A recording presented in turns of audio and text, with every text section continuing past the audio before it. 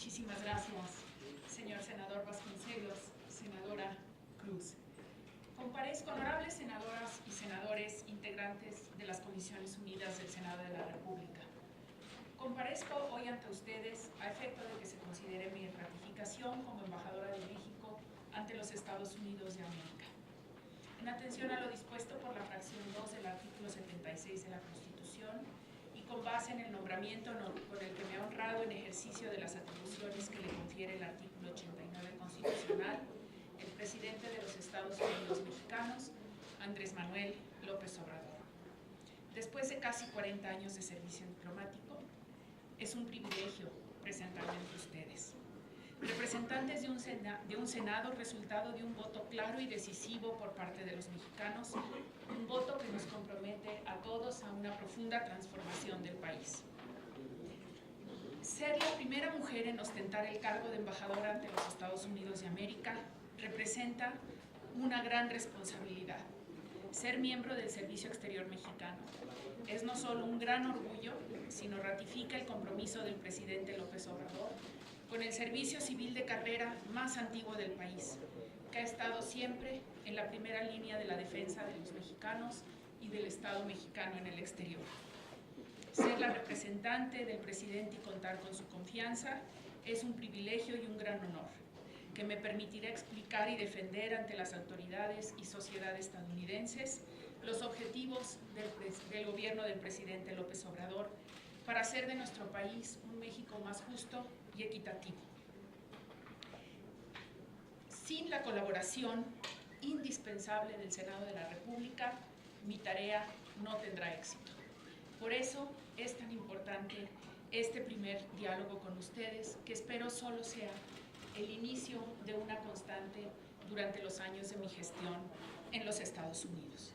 Envié a su consideración el programa de trabajo que buscaré desarrollar al frente de la Embajada de México en los Estados Unidos en los próximos años.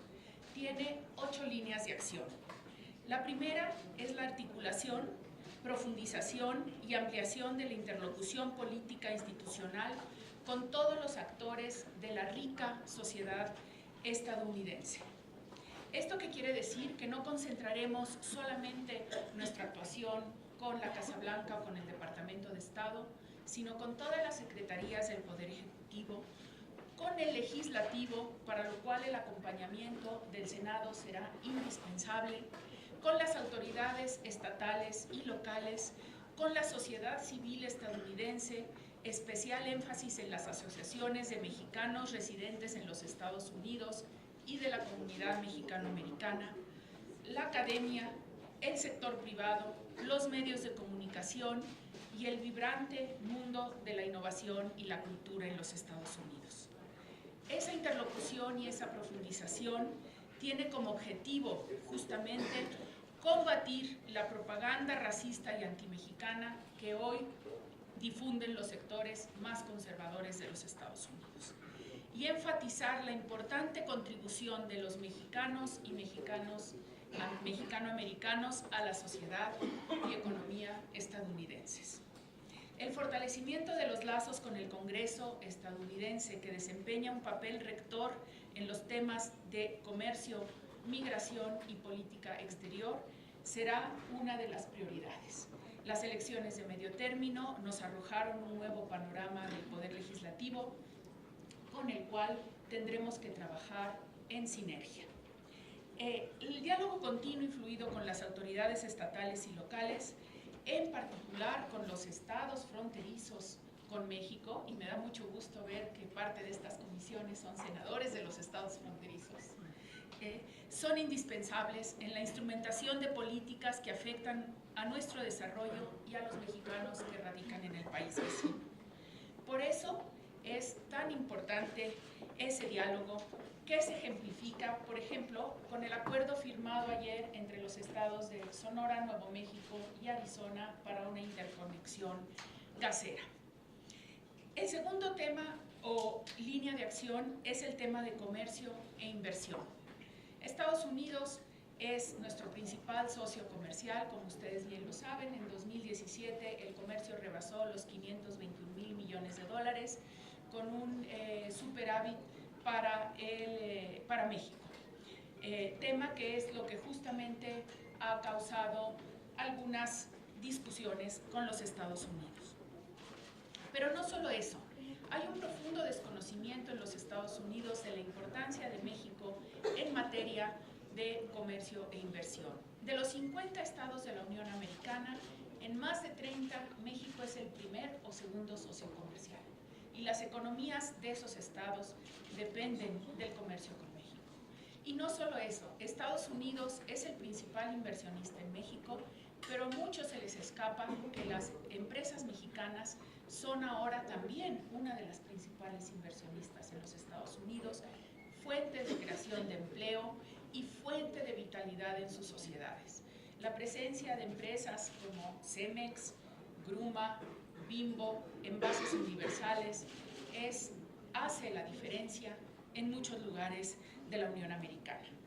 ¿Cuáles van a ser los retos justamente en esta línea de acción en los próximos meses? Es quizás esta área la más urgente, porque tendremos frente a nosotros la ratificación del Tratado México-Estados Unidos-Canadá, que se someterá a los poderes legislativos de los tres países, pensamos en febrero del próximo año. En Estados Unidos tendrá que ser ratificado tanto por el Senado como por la Cámara de Representantes, y el Senado, controlado por los republicanos, y la Cámara de Representantes por los demócratas, nos presenta un doble reto. De esta manera, México tendrá que actuar unido para fortalecer la imagen de la importancia de México en el Congreso de los Estados Unidos, y lo tenemos que hacer no solo el Ejecutivo, sino en total cooperación con el Legislativo y con el sector privado mexicano. Ya hemos venido trabajando con el sector privado mexicano, con el cuarto de al lado, de manera muy estrecha, pero la presencia de ustedes, senadores, en los Estados Unidos, su interlocución con sus contrapartes para este proceso de ratificación, la interlocución no solo con el sector privado, sino también con los sindicatos de los Estados Unidos, las labores que vamos a tener que hacer para la modificación y que ya estamos haciendo, de las leyes laborales en México, se hacen del Poder Legislativo y en especial del Senado un actor muy importante en este proceso de ratificación.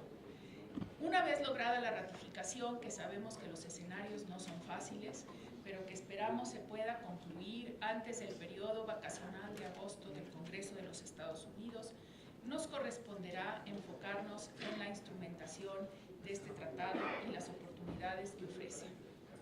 En las áreas que no están incluidas en otros tratados internacionales, como es el comercio digital, y a la vez reforzar todos los aspectos de las otras áreas tradicionalmente incluidas en tratados de este tipo.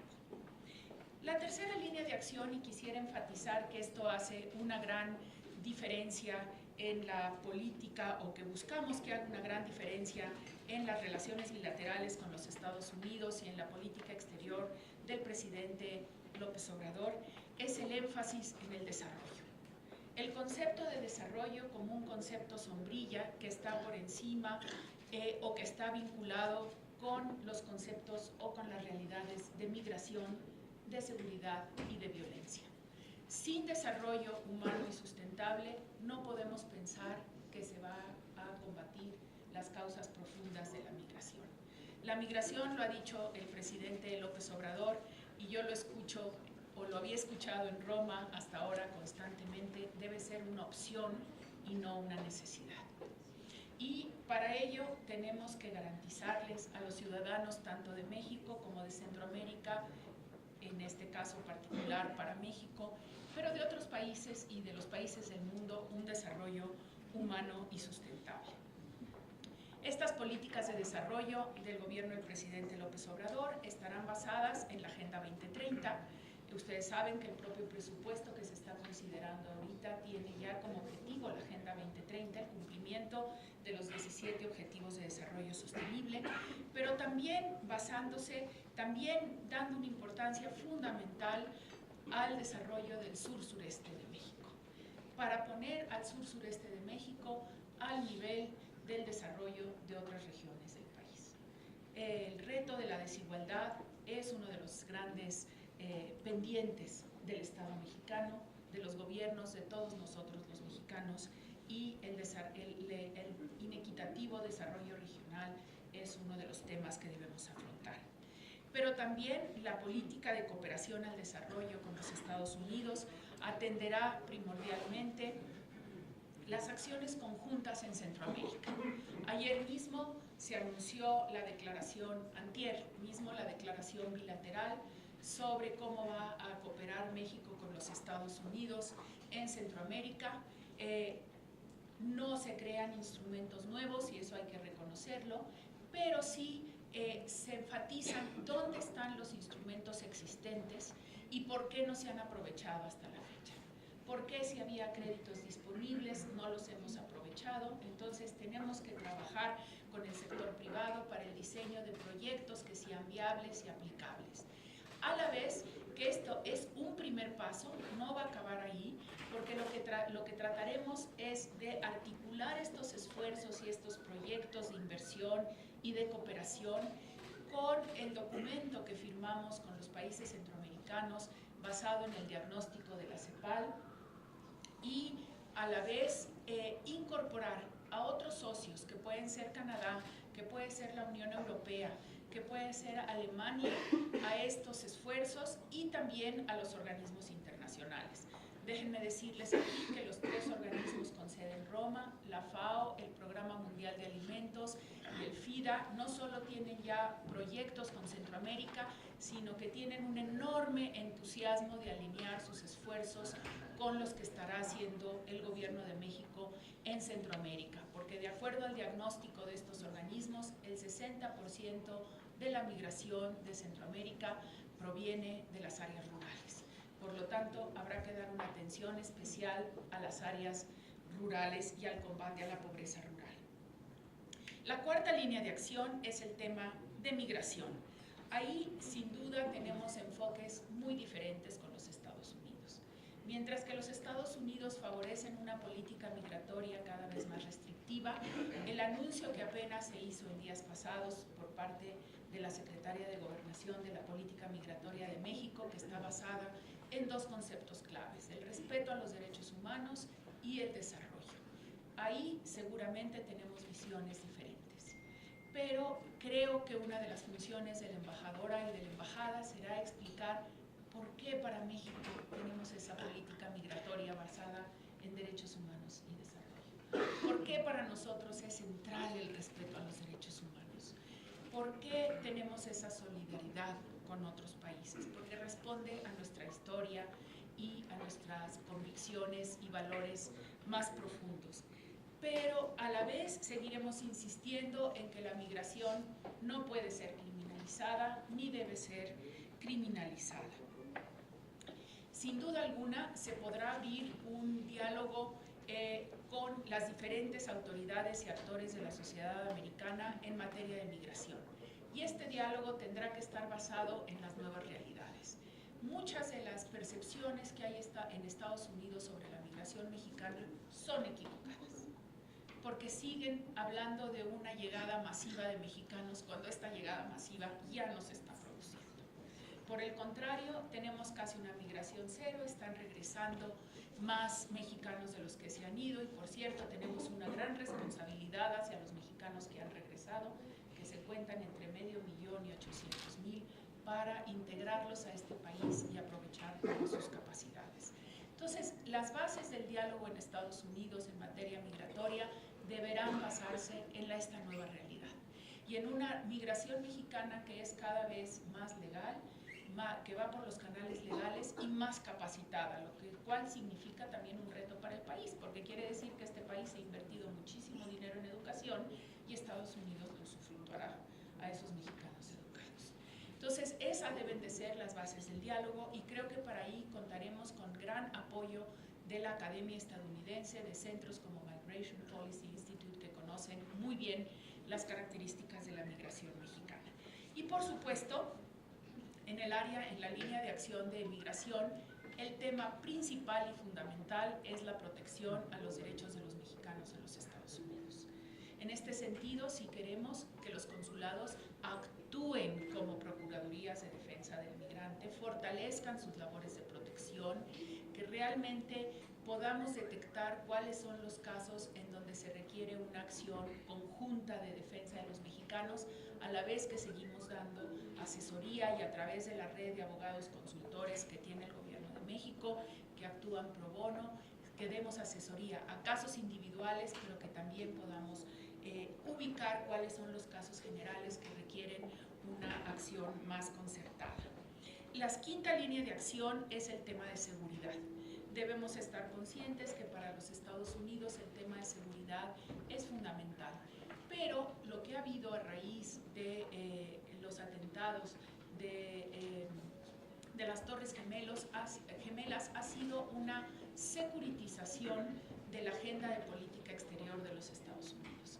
Y esa tendencia a la securitización de la agenda de política exterior de los Estados Unidos ha impactado de manera muy fuerte a la relación bilateral. De tal manera que hubo un momento que parecía que toda la agenda con los Estados Unidos era una agenda de seguridad. Y esto creo que no conviene a los intereses nacionales de México, porque deja fuera de la discusión, del diálogo, del debate y de los acuerdos temas muy importantes para el país, entre ellos, y para mí un tema fundamental y sexta línea de acción es el tema de frontera. La frontera debemos proyectarla como un área de innovación, de creatividad, de optimismo. Hay que ver nada más todo lo que ha hecho Tijuana en los últimos años, lo que se ha hecho en Ciudad Juárez a pesar de los problemas, para saber que la frontera debe de ser para el resto del mundo un ejemplo de lo que puede ser la colaboración en el futuro. Es una de las fronteras más transitadas, si no es que la más transitada del mundo, en materia de comercio, de cruces de personas, pero tenemos que darle un énfasis prioritario en los próximos años al desarrollo de la infraestructura de la frontera, a el cuidado del medio ambiente, porque es un medio ambiente frágil, al cuidado y administración del agua, es el cauce del río Tijuana, por no decir el río Colorado y el río Bravo, y al gran desarrollo que se puede detonar en la frontera con base en la propuesta del presidente López Obrador de darle un tratamiento diferenciado a la frontera norte del país. Y también dentro de estos temas de frontera estamos ya empezando las conversaciones con los Estados Unidos en materia de recapitalización del NatBank o el Banco Norteamericano de Desarrollo. Y esas van a ser unas conversaciones interesantes. Los Estados Unidos nos han hecho saber que están dispuestos a incrementar sustancialmente la recapitalización del NatBank y probablemente a ampliar su área de acción, tanto en temas como en cobertura geográfica. Finalmente, la línea de acción número 7 es la profundización de las relaciones con las comunidades mexicanas y mexicanoamericanas. Ustedes lo saben y no estoy diciendo nada nuevo, que de los más de 50 millones de hispanos en Estados Unidos, cerca de 35 millones son de origen mexicano o mexicanoamericano.